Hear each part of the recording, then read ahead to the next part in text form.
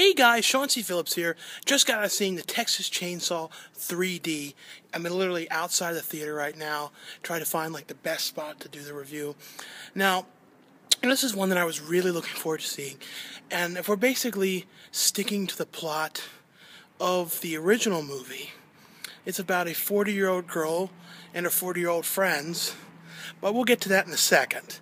Basically, the movie picks up the second after the original. This is technically a continuation to the original 1974 Tobe Hooper film.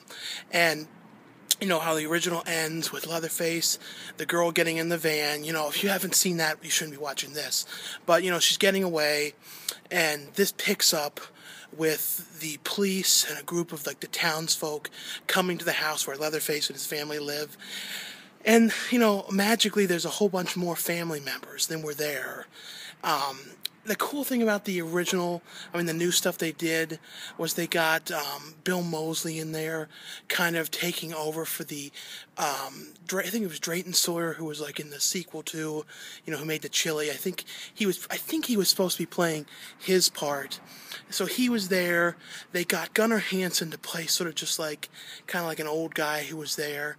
But it was just kind of weird how, like, all of a sudden a whole shit ton more people that weren't there were just all of a sudden there. It was kind of like the remake, how there's a bunch more family members in that, like one that was like the friend.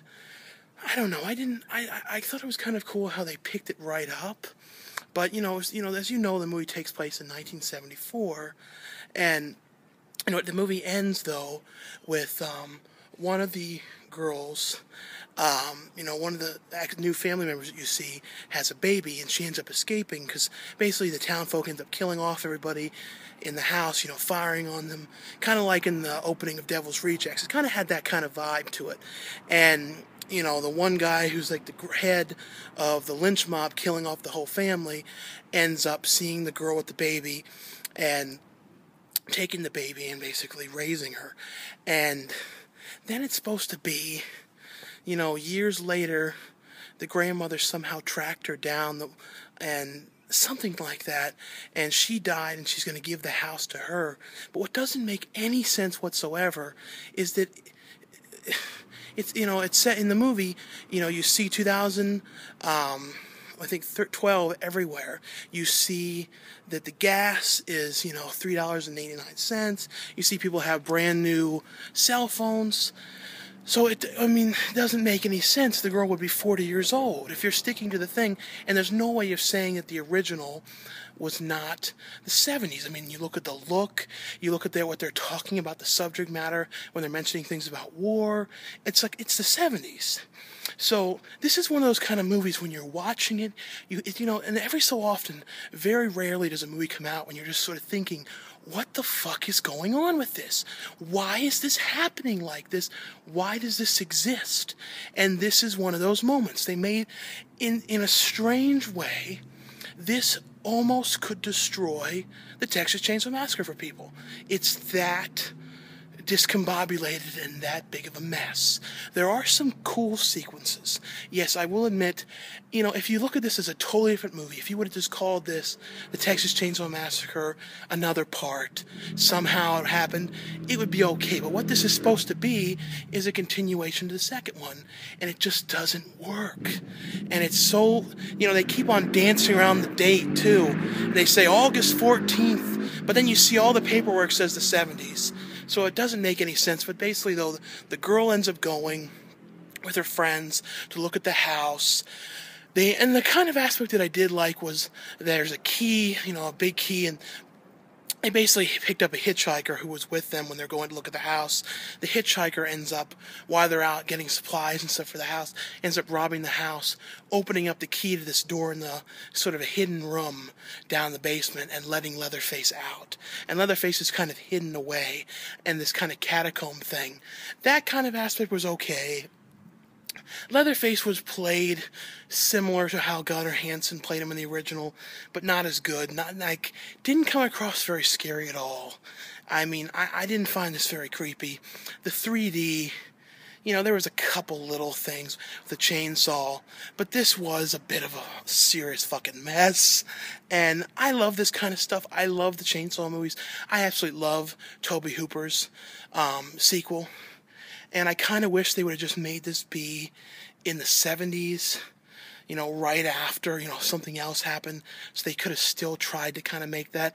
Or do what everybody would have rather seen, which was have Bill Moseley play Chop Top, you know, and do more with the Chop Top character, which was one of the greatest horror, you know, characters. And they could have done quite a bit. And Bill Moseley, I'm sure, would have done that.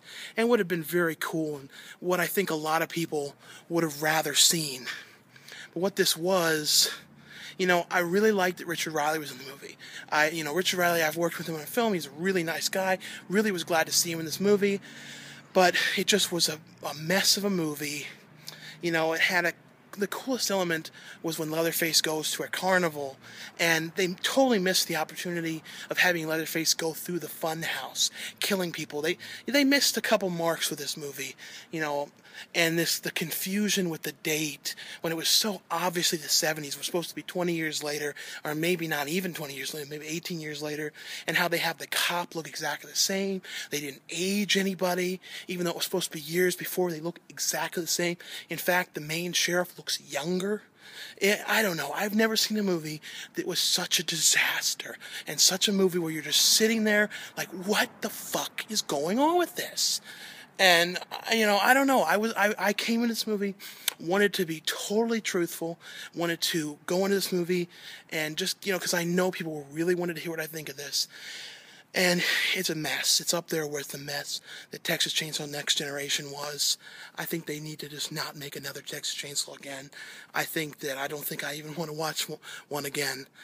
I don't know. I think there's probably going to be a sequel to this too, the way they set it up. And you know me, I like everything, but this, I don't know what happened with this. I don't know why they made the decisions. I don't know why they didn't set this in the 90s, like 1994, which would have made way more sense. And they still could have done the same thing and it would have made more sense. But in fact, that this girl is supposed to be 40, the fact that nobody was aged, the fact that Leatherface's character would have been old and was running as fast as he was, you know, this didn't make sense. So out of 5 stars, I would give this probably 1. You know, if this wasn't considered a this real sequel, you know, it's just not. No way in hell, you know, is this the real sequel. I don't know. You know, will I end up buying this because I'm nuts? Probably. And will I try and give it another shot? Maybe. But will I be disappointed again? Probably. I don't know. But, yeah. And I heard people in the audience, too, just in the background going, what year is this? A lot of people were figuring it out. And I don't think many people, too, even knew, you know, how many people have actually even seen the original that were seeing this. But, yeah, like I said, if it was its own movie, maybe, you know, if it didn't have any continuation, it was just kind of another remake. But the thing is, when you think back to the remake was really pretty good. I really had no problem with the remake. I really liked it. You know, the prequel to the remake was not as good, but that R.E. Emery was great. And it was creepy and gritty and worked. It was just like the remake to House of a Thousand Corpses that really worked. This one just didn't. But anyway, though, thanks a lot for watching, for subscribing. Tried to be as truthful as I could with this review. Tried to, you know, really tell how I thought about this. But I'll see you guys later. Bye.